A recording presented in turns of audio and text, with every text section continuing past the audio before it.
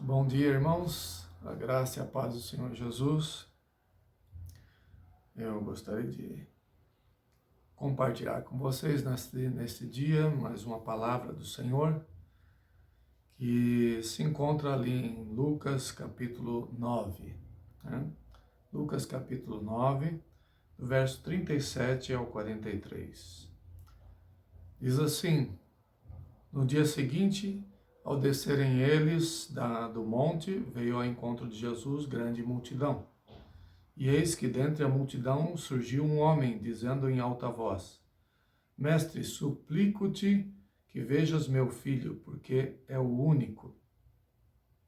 Um espírito se apoderara dele, e de repente o menino grita, e o espírito o atira por terra, convulsiona-o até espumar, e dificilmente o deixa, depois de o ter quebrantado. Roguei aos teus discípulos que o expelissem, mas eles não puderam. Respondeu Jesus: Ó geração incrédula e perversa, até quando estarei convosco e vos sofrerei? Traze o teu filho. Quando se ia aproximando, o demônio o atirou no chão e o convulsionou. Mas Jesus repreendeu o espírito imundo, curou o menino e o entregou a seu pai. E todos ficaram maravilhados ante a majestade de Deus. Muito bem.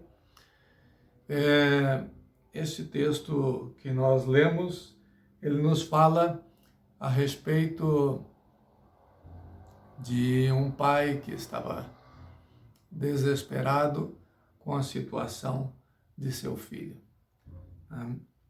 É algo que certamente faz parte da vida de muitas pessoas, né? Ou principalmente nos dias de hoje, onde nós temos uma grande dificuldade com relação à convivência de pais e filhos. Isso sempre foi algo que fez parte da história, né? Porque há conflitos de geração, há conflitos variados, né? Com relação ao entendimento das coisas, com relação à própria natureza humana. A natureza humana é difícil de se trabalhar. Todos nós fomos desobedientes, todos nós já fomos rebeldes em algum momento, né? Seja às vezes explicitamente ou implicitamente, né? Estas coisas acontecem na nossa vida. Nós somos assim, nós temos uma natureza difícil de trabalhar, né? Uma natureza de pecado, e essa natureza do pecado, ela vai entrando por algumas situações, por alguns caminhos que são caminhos maus, né? São caminhos que não são eternos, que são caminhos que não são retos, e a gente vai sendo trabalhado, influenciado por coisas que não são de Deus, e de repente nós podemos nos encontrar em situações bem complicadas. Isso no relacionamento entre pais e filhos. O pai já viveu durante muito tempo, já sabe muita coisa, já passou por experiências onde ele próprio teve que ser transformado, confrontado, teve que se adaptar, mas alguns nem isso, nem com a experiência conseguem chegar a isso, né? Uma mudança. Mas os filhos, eles estão ainda no mesmo processo que nós já passamos, né? Então esses conflitos são bem difíceis, né? Mas aqui o que a gente vê é um homem, um pai desesperado pela vida do seu filho, né? E um filho que não se fala aqui a idade, mas diz que é um menino. Então talvez ali uma criança por volta dos seus 10 anos, ou talvez um adolescente já, né, de 10 a 15 anos, talvez, né?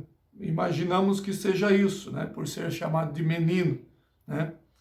Diz aqui o pai que ele estava suplicando né, estava desesperado com a situação do filho, porque era uma situação que ele não tinha controle.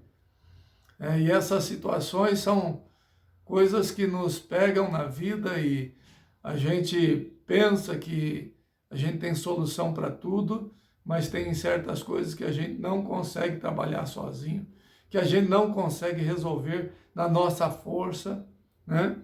E aí, mesmo sendo um pai que amava, que gostaria do melhor para o seu filho, ele não tinha o que fazer aqui, né? Ele ficou totalmente à deriva, né, nessa situação.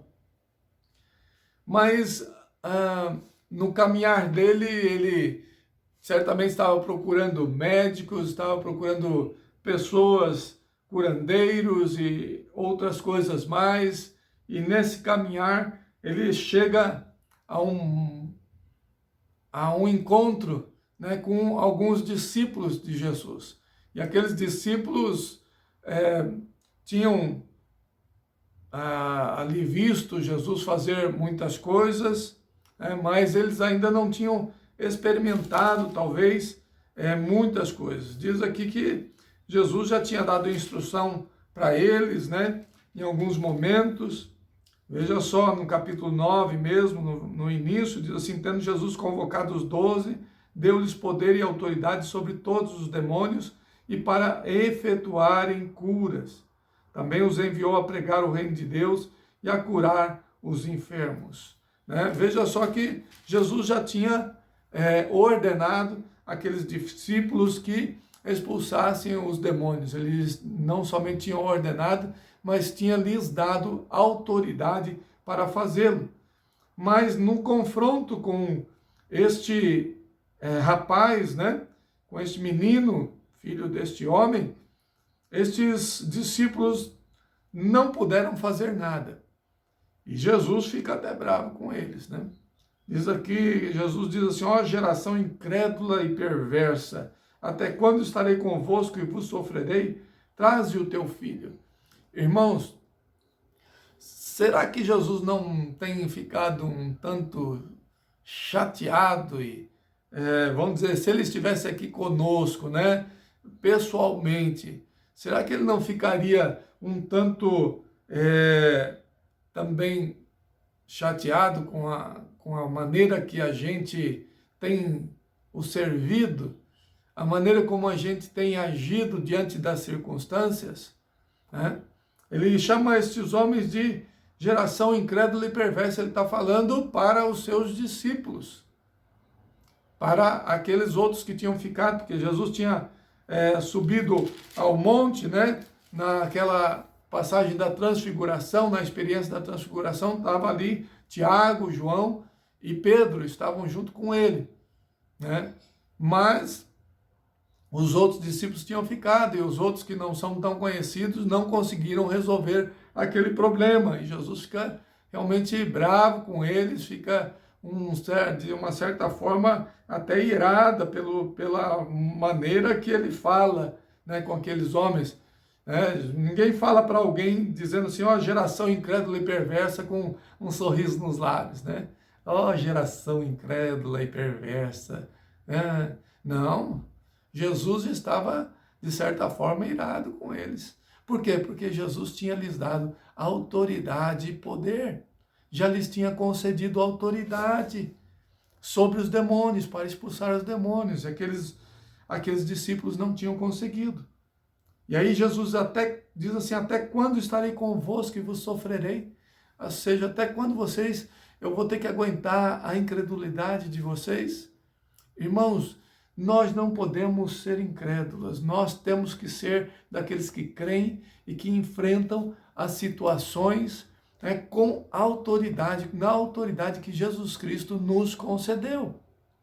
Há muitas famílias sofrendo, há muitas pessoas passando por necessidades, e muitas vezes nós da igreja, né, nós que somos ditos cristãos, chegamos às vezes com soluções que são soluções naturais, soluções humanas, né, para essas vidas. E Deus espera que a gente esteja agindo no sobrenatural, na autoridade que Ele nos concedeu.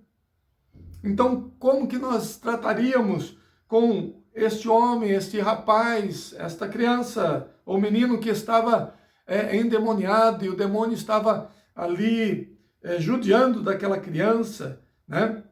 E deixava aquela criança ou aquele adolescente todo quebrantado, segundo o pai, né? O que nós faríamos? Será que nós chamaríamos o SAMU? Será que nós chamaríamos o psicólogo ou o psiquiatra?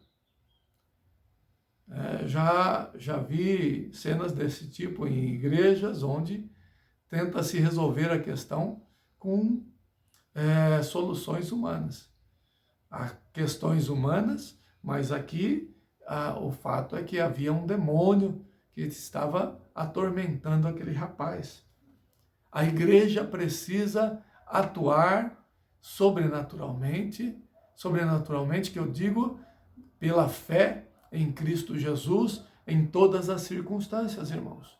Nós precisamos buscar a Deus e dar soluções vindas de Deus para as famílias. Talvez você na sua família mesmo esteja enfrentando crises e lutas com os filhos, ou com o marido, ou com a esposa, ou com a filha.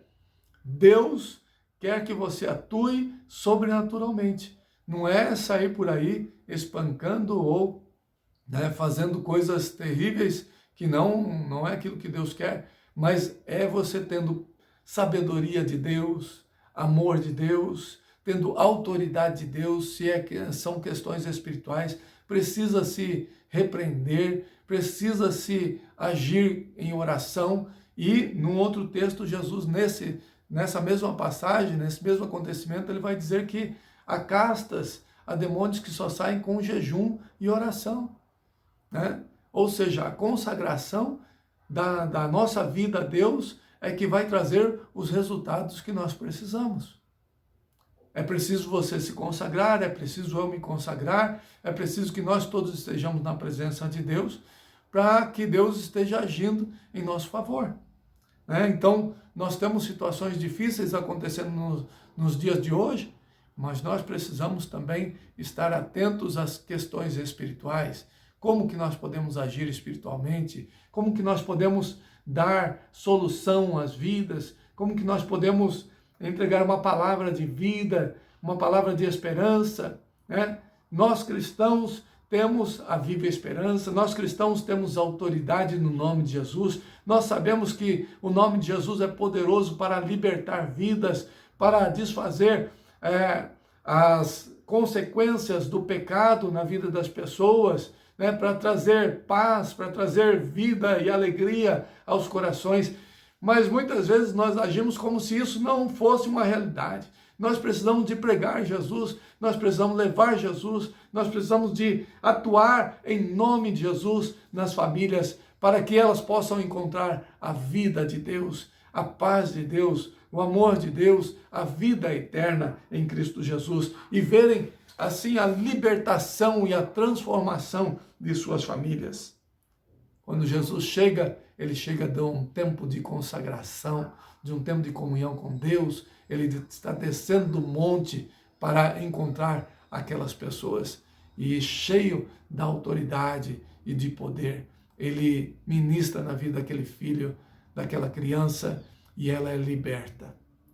Jesus liberta, Jesus cura, Jesus salva, Jesus transforma a família, Jesus realiza milagres na sua vida, se você assim o deixar.